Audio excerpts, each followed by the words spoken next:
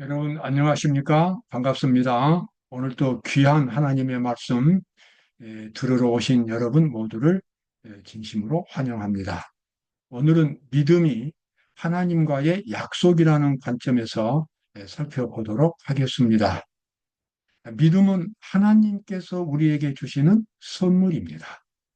우리가 하나님을 믿기로 처음에 선택한 것은 자신의 의지였습니다.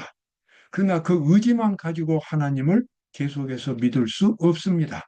하나님이 주시는 믿음이 속에서부터 흘러나올 때에 사람은 하나님을 끝까지 믿고 따라갈 수 있게 됩니다. 그래서 하나님께서 우리에게 약속, 즉 언약입니다. 그 언약을 통해서 우리 속에서 마음을 변화시켜 주시고 우리 속에서 생명의 빛을 비추어 주셔서 우리로 하여금 즐거운 마음으로 행복하고 감사한 정신으로 하나님께 순종할 수 있도록 만들어 주시는 것입니다. 그러한 관점에서 본다면 믿음은 하나님과의 약속이다. 하나님이 그 약속을 우리에게 이루어 주실 때에 우리가 하나님을 끝까지 믿을 수 있겠다라는 그와 같은 논리가 세워지겠습니다. 우리 함께 살펴보겠습니다. 믿음에 대한 아주 귀중한 교훈이지요. 믿음은 바라는 것들의 실상이요, 보지 못하는 것들의 증거니, 선진들이 이로써 증거를 얻었느니라. 자, 믿음은 바라는 것들의 실상이라고 하는 것. 여기서 바라는 것은 가장 귀중한 이 영생에 관한 진리를 가리킵니다. 그것을 실제로 이제 경험을 하게 되는 것이 믿음이라는 것입니다. 믿음은 그냥 믿는 것이다.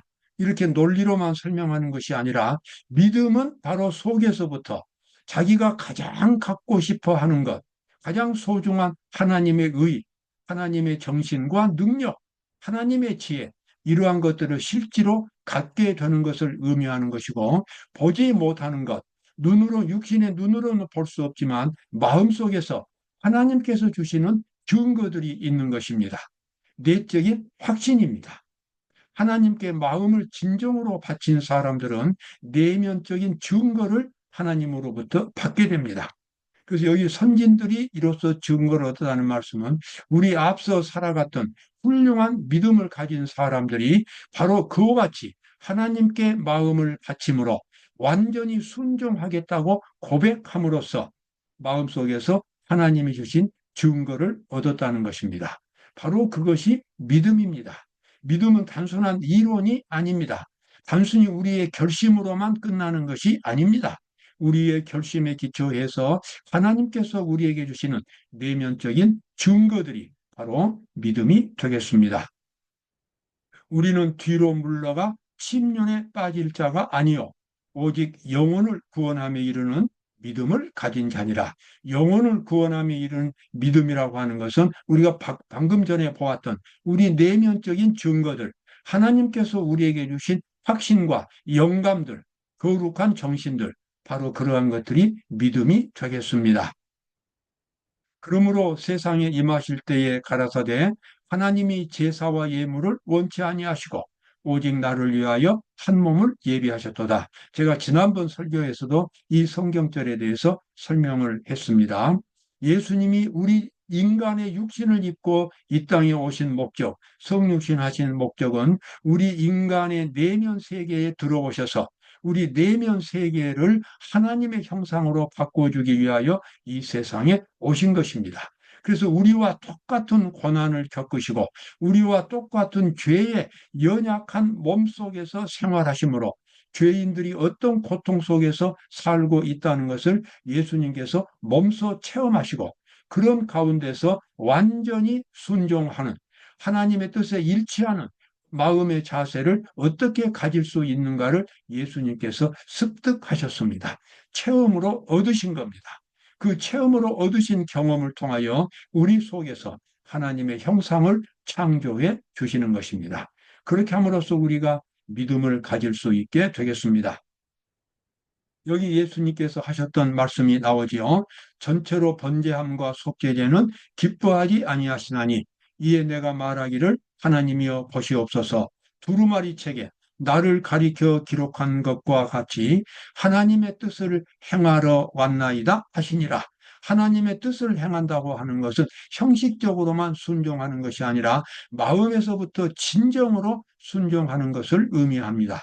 예수님은 마음에서부터 진정으로 하나님 아버지의 뜻과 일치되는 생활을 사셨습니다. 그 비결을 습득하셨습니다. 그 비결을 경험으로 얻게 되었습니다.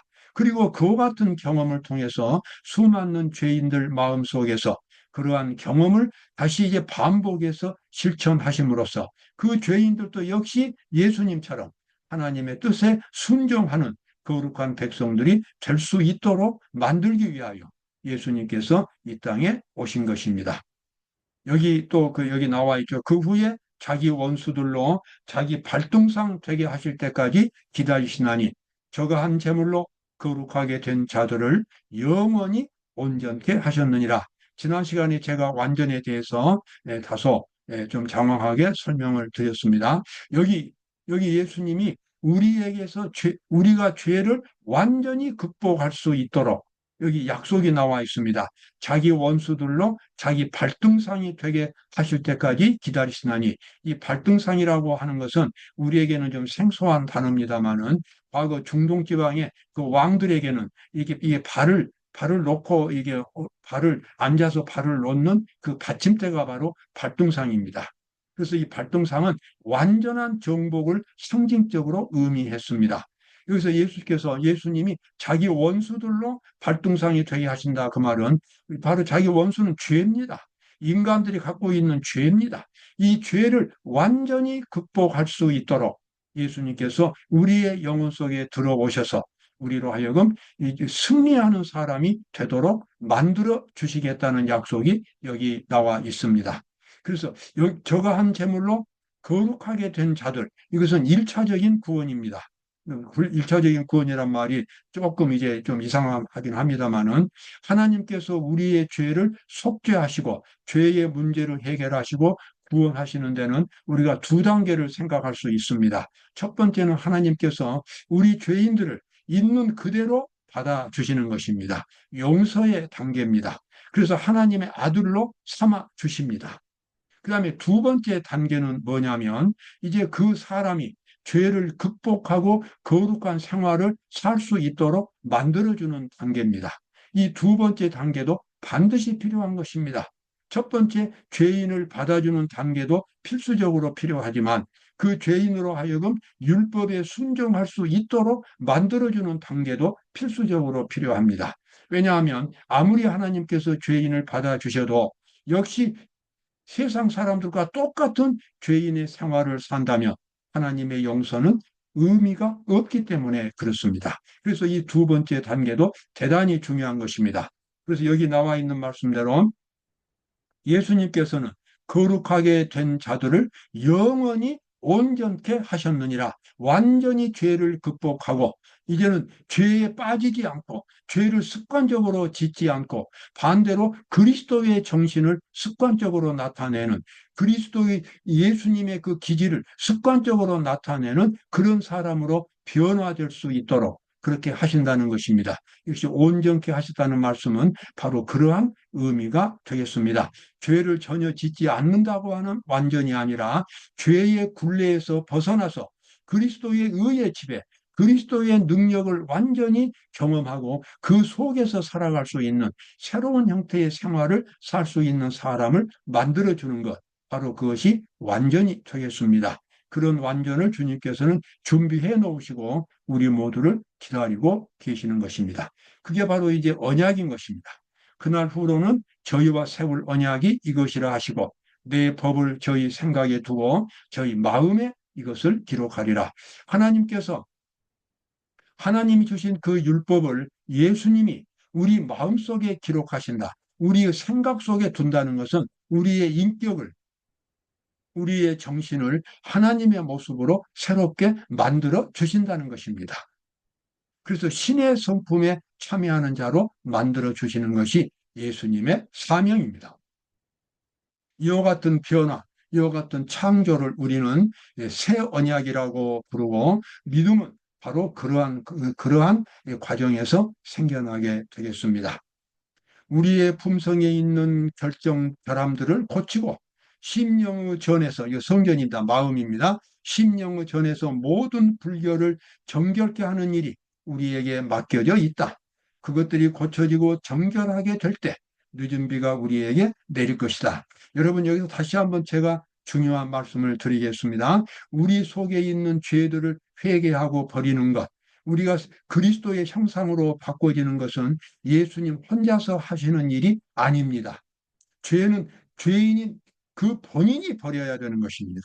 본인이 버리지 않는 죄는 끝까지 버려지지 않습니다. 그 일은 예수님이 대신 해줄 수 있는 일이 아닙니다. 죄인은 죄를 버리지 않는데 예수님이 억지로 그 죄를 버릴 수는 없는 것입니다. 그래서 죄를 버리고 회개하고 높은 차원으로 올라가도록 헌신하는 일은 죄인 스스로 할 수 있는 일이고, 그런 사람들을 받아서 예수님께서 새로운 사람으로 만들어 주시는 것입니다. 그래서 여기 나와 있는 말씀대로 모든 불결을 정결케 하는 일이 우리에게 맡겨져 있다. 그것들이 고쳐지고 정결하게 될 때 늦은 비가 우리에게 내릴 것이다. 여러분, 살다 보면 우리의 품성의 결함들이 끊임없이 나타납니다. 그럴 때마다 그것을 고치고 회개하고 버리는 일이 우리에게 주어져 있습니다. 우리의 구속 사업은 예수님과 우리 각자가 함께 하는 공동 작업입니다. 예수님 혼자서도 일하지 않으시고 우리 혼자서도 일할 수 없는 일입니다. 예수님의 능력을 받고 성령의 감동하심을 받고 그 감동에 따라서 죄를 이기고 극복하도록 우리가 결심하고 노력하는 일은 바로 우리가 해야 할 일이 되겠습니다. 바로 그것이 하나님의 약속입니다. 그러한 일들을 주님께서 우리에게 이루어 주시겠다고 약속하셨기 때문입니다. 자, 여기 나와 좀 더 깊은 말씀을 보도록 하겠습니다. 하나님 앞에서는 율법을 듣는 자가 의인이 아니요 오직 율법을 행하는 자라야 의롭다 하심을 얻으리라. 로마서 2장 13절에 나와 있는 말씀입니다. 하나님이 우리를 구원해 주시는 목적, 하나님의 의로서 믿음으로 말미암아 우리를 의롭게 여겨 주시는 목적은 하나님의 율법을 지키는 데 있습니다. 그래서 이 의의 그 본질은 하나님의 율법인 것입니다. 그런데 죄인은 그 율법을 지킬 수가 없어요. 그래서 그리스도의 능력, 그리스도의 의가 필요한 것입니다. 그래서 그 의를 힘입어서 변화된 마음으로 하나님의 율법에 순종할 수 있게 됩니다. 바로 이것이 믿음으로 말미암은 의가 되겠습니다. 사도 바울이 믿음으로 말미암은 의의 주제를 가지고 로마서를 기록할 때에 여기 로마서 2장 13절에 나와 있는 말씀이 중요한 출발점이 됩니다. 율법을 듣는 자가 의인이 아니요 율법을 행하는 자라야 의롭다 하심을 얻으리라. 그래서 하나님께서 우리를 의롭게 여기시는 목적은 율법을 지킬 수 있도록 만들어주기 위해서입니다. 그런데 이제 중요한 것은 뭐냐면 율법을 지키는데 겉으로만 지키는 것입니다. 이것이 그 가면적인 순종, 지식으로만 신앙이 되어 있고 마음이 변화되지 않으면 생각 속에서만 지키고 말로만 지키지 실제 마음의 동기에서부터 마음 생각에서부터 이 본능적인 입장에서 율법을 지키는 사람이 될 수가 없습니다. 이것은 가면적인 그리스도인이고 율법주의 신앙입니다. 하나님의 백성들에게 가장 무서운 함정은 율법주의 신앙입니다.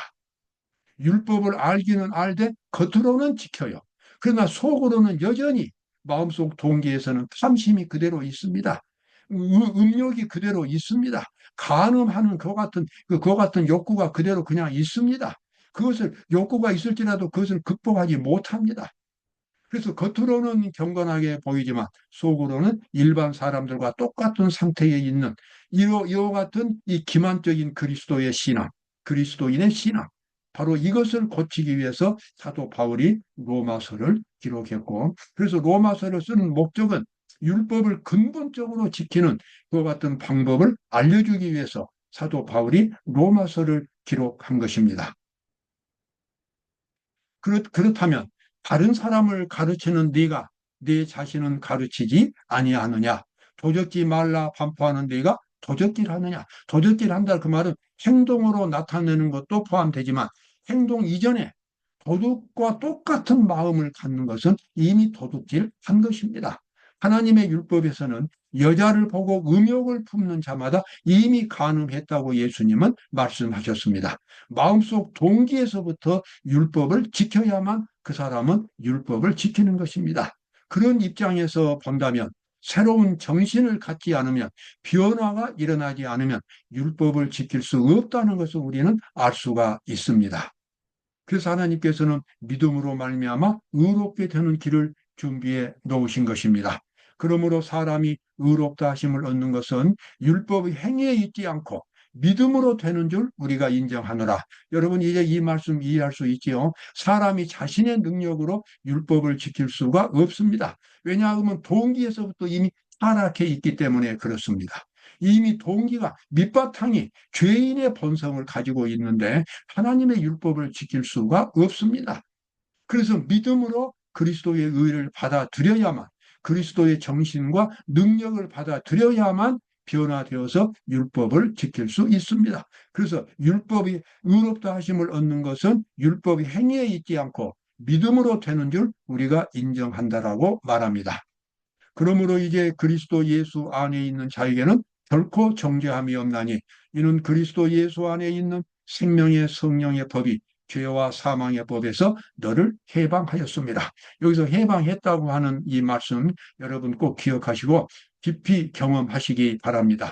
이것은 저절로 오지 않습니다. 죄로부터 해방되는 생명의 성령의 법이 죄와 사망의 법에서 우리 자신을 해방시키는 것은 주님을 정말 끈질기게 찾을 때에, 주님을 만나서 야곱처럼 그렇게 아주 절박하게 기도하고 붙들고 늘어질 때에 깊은 경험이 찾아오게 됩니다. 그렇게 찾지 않으면 이런 경험을 가질 수 없고, 이런 경험을 갖지 못하면 겉으로는 율법을 지키는 것 같지만 속으로는 끊임없이 율법을 어기는 이중적인 신앙생활을 할 수밖에 없게 됩니다. 그래서 여기 로마서 8장 1절과 2절에 나와 있는 말씀, 그 그리스도 예수 안에 있다고 하는 것은 그리스도 안에 있기 위하여 아주 처절하게 투쟁을 해야 합니다. 그 투쟁은 예수님을 붙들고 하는 투쟁입니다. 예수님을 붙들고 내가 예수님의 능력을 경험하지 않으면 나는 죄를 짓고 아무리 신앙 지식이 많아도 나는 멸망될 수밖에 없다는 것을 주님한테 고백하고 끝까지 주님을 붙들고 씨름하는 경험이 되겠습니다. 그것이 바로 이 그리스도 예수 안에 있는 자에게라고 하는 의미입니다. 그런 사람에게는 생명의 성령의 법이 죄와 사망의 법에서 너를 해방했다고 하는 경험이 찾아오게 되겠습니다. 여기 나와 있는 말씀은 보다 이제 구체적으로 나오죠. 옛사람에게 말한 바, 살인치 말라.